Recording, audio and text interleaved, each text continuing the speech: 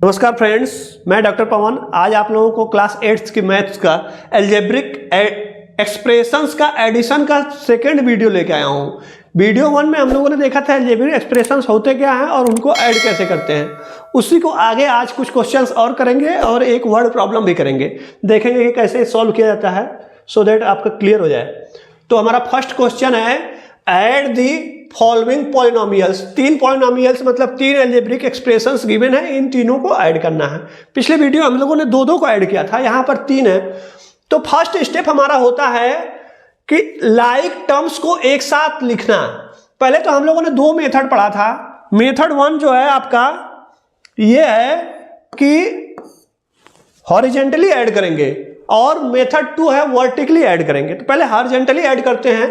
तो like terms जो तीनों में है, तीनों को एक साथ लिखेंगे एक ब्रैकेट में। तो यहाँ पे हमारा ए स्क्वायर वाला टर्म है और यहाँ पर भी ए स्क्वायर वाला है और यहाँ पर भी ए स्क्वायर वाला। इन तीनों को एक साथ लिख लेते हैं।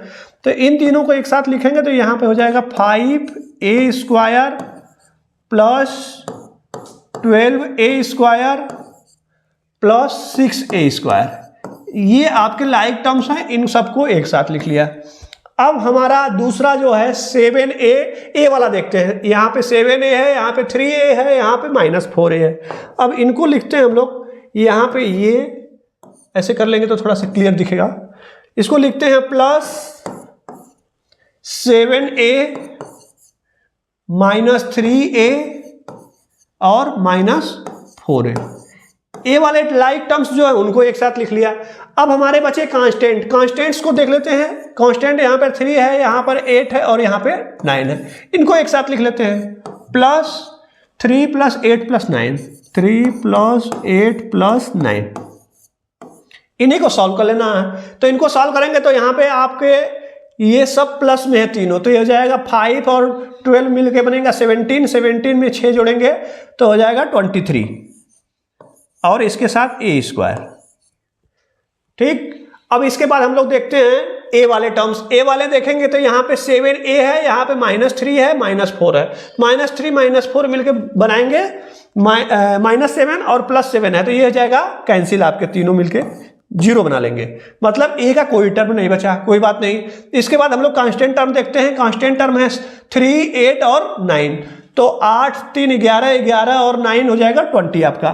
तो +20 ये आपका आंसर हुआ। बट आंसर लिखने से पहले आपको मैं बताया था क्रॉस चेक करने का। क्रॉस चेक कर लीजिए कहीं आंसर में कोई लाइक टर्म्स तो नहीं बचे हैं।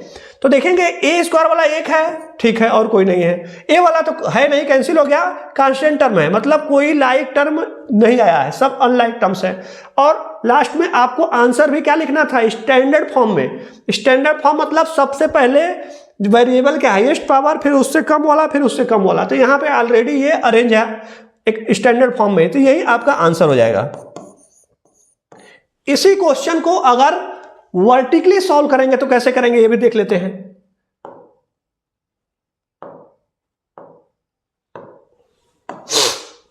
इसको आप यहां पे लिख लेते हैं हम लोग, थोड़ा सा स्पेस। ये है 5a square plus 7a plus 3। Like terms को एक साथ लिखेंगे तो 12a स्क्वायर जो है 5a के a स्क्वायर के साथ आएगा और -3 जो है 7 के साथ आएगा, 7a के साथ, और -4a भी इसी के साथ आएगा। इसको नेक्स्ट में लिखेंगे। और आपका बचा क्या, यहाँ पे कांस्टेंट जो है कांस्टेंट के साथ आएगा। अब देखेंगे 6a स्क्वायर जो है a स्क्वायर के साथ आएगा। नेक्स्ट क्या है, -4 है जो इसके साथ आएगा, ए वाले के साथ, और कांस्टेंट जो है इसके साथ आएगा। इसी को ऐड कर देना है। यहाँ पे ऐड का साइन लगा देंगे। तो आप ऐड करिए, ये सभी प्लस वाले हैं। तो ये हो जाएगा 12, 6, 18, 5, 23 ए स्क्वायर।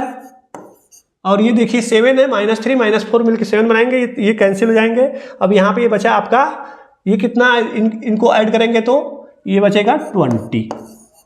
यही आपका आंसर है। यहाँ भी देखेंगे तो आपका आंसर 23a स्क्वायर और +20 आया था। यहाँ पर भी आपका यही आया है। तो दैट इज योर आंसर। ये क्वेश्चन 1 आपका क्लियर है। नेक्स्ट क्वेश्चन हम लोग देखते हैं। बोल रहा है ऐड द गिवन पॉलिनोमियल्स। यहाँ पर भी वैसे ही है। यहाँ पर भी 3 पॉलिनोमियल गिवन है, तीनों को ऐड करना है। तो हम लोग सीधे वर्टिकली ऐड कर लेते हैं। पहले लिखते हैं फर्स्ट पॉलिनोमियल को, फर्स्ट पॉलिनोमियल है 6 minus 2ab plus 2a square और माइनस 5b स्क्वायर।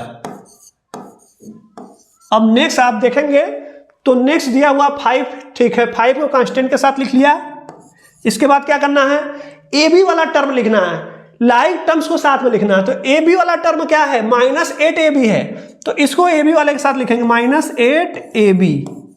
अब इसके बाद ए स्क्वायर वाला टर्म लिखना है। ए स्क्वायर वाला टर्म क्या है, ए स्क्वायर वाला टर्म है ए स्क्वायर, केवल कोफिशिएंट इसके साथ कुछ लगा नहीं है। अब बचा क्या, बी स्क्वायर वाला टर्म, बी स्क्वायर वाला term plus B square, like terms को साथ लिख लिया। अब लास्ट वाले पॉलिनोमियल को देखते हैं। 4a स्क्वायर यहां पे पहले दिया है, बट हमको क्या लिखना है सबसे पहले, कांस्टेंट टर्म। कांस्टेंट टर्म क्या है, -3 है, इसको लिख लिया। फिर ए बी वाला टर्म, ए बी वाला टर्म क्या है, -7ab, इसको इसके साथ लिखेंगे। फिर ए स्क्वायर वाला प्लस, यहां पे कोई साइन नहीं गिवन है, मतलब प्लस है, तो ये हो जाएगा प्लस 4a स्क्वायर, और बी स्क्वायर वाला जो है 4b स्क्वायर, इसको आपने लिख लिया। अब इसी को ऐड करना है, ऐसा लाइन खींच के यहाँ पे प्लस का साइन लगा दिया। कांस्टेंट्स को पहले ऐड करते हैं, ये 6 और 5 दोनों प्लस वाले हैं, तो ये हो जाएगा 6 5 11 में हो जाएगा। 11 से 3 आपको माइनस करना है, तो ये बचेगा 8। नेक्स्ट है ए बी वाला टर्म्स। ए बी वाला टर्म्स देखेंगे, तीनों टर्म्स ए बी वाले निगेटिव हैं, तो तीनों को ऐड कर देना है, तो 2 और 8 मिलकर 10 बन जाएगा। 10 और 7 करेंगे तो -17ab। नेक्स्ट ए स्क्वायर वाला सभी प्लस है, तो ये 2 + 1 3 और 3 4 मिलके बचेगा 7a स्क्वायर। और लास्ट में है बी स्क्वायर वाला, तो यहां पे देखेंगे -5b स्क्वायर, और यहां पे प्लस वाले देखेंगे तो 4 और 1 5, मतलब -5b स्क्वायर भी है और +5b स्क्वायर भी है, तो ये सब मिलके बना देंगे 0। तो बी स्क्वायर वाला टर्म हो गया कैंसिल। अब हमारा बचा आंसर क्या है, 8 - 17ab + 7a square. But answer लिखने से पहले हम लोगों ने पिछले क्वेश्चन में डिस्कस किया था कि आपको पहले ये देखना कोई लाइक टर्म्स 2 बार तो नहीं ना आ गए हैं। तो यहां देखेंगे ए स्क्वायर वाला एक बार आया है, ए बी वाला भी एक बार आया है, कांस्टेंट भी एक बार आया है, तो कोई लाइक टर्म्स 2 बार नहीं आए हैं। और क्या चेक करना होता है, हमको आंसर को स्टैंडर्ड फॉर्म में लिखना होता है। तो स्टैंडर्ड फॉर्म में लिखने का मतलब यह है कि सबसे पहले वेरिएबल की हाईएस्ट पावर वाले को लिखेंगे, तो हमारा हो जाएगा 7a स्क्वायर, इसके बाद -17ab और +8, ये आपका आंसर है। आंसर आपका ये भी गलत नहीं है, ये भी सही है। अगर आप यहां तक भी लिख दिए एग्जाम में तो आपको नंबर पूरा मिलेगा, बट अगर ऐसे आप लिख रहे हैं तो that is in standard form. ये आपका हुआ क्वेश्चन नंबर 2।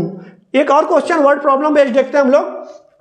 दिया हुआ the sides of a rectangle are 11 - 6x and 9 - 6x।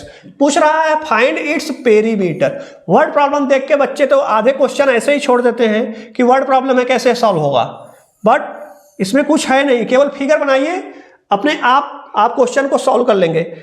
इसको थोड़ा फिर से बना देते हैं, ये देखने में स्क्वायर लगने लगा। ये ऐसे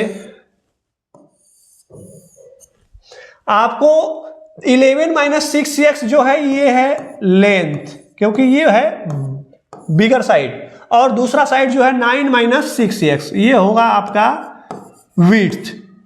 और पेरीमीटर इसका पूछा है, तो पेरीमीटर ऑफ रेक्टेंगल क्या होता है, पेरीमीटर ऑफ रेक्टेंगल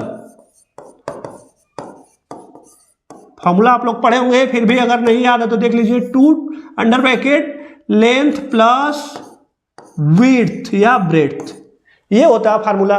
तो हमारा लेंथ और ब्रेड्थ गिवन है, दोनों को ऐड करके 2 का गुणा कर देंगे तो आपका आंसर आ जाएगा। तो यही करना हमको, तो करते हैं। आपको लिखना है 2 बाहर और ब्रैकेट में दोनों को ऐड करना है, 11 - 6x प्लस 9 - 6x, ये है आपका। इसको ऐड करते हैं, देखेंगे कांस्टेंट के साथ ऐड होगा, तो ये आएगा आपका 11 और 9 मिलके बनेंगे 20, और -6x मिलके बनाएंगे -12x। नेक्स्ट क्या करेंगे, 2 जो बाहर है इसका अंदर गुणा कर देंगे तो हो जाएगा 40 माइनस 12 का 2 में गुणा करेंगे तो आएगा 24x। इसको आप स्टैंडर्ड फॉर्म में लिख लीजिए, -24x प्लस 4, यही आपका आंसर है।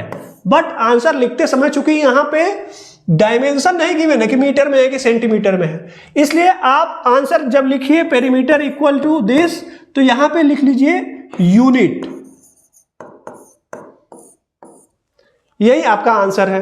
तो इस तरह के वीडियोज को देखने के लिए आप हमारे चैनल को सब्सक्राइब करें और अपने दोस्तों के साथ शेयर करें। Thank you for watching.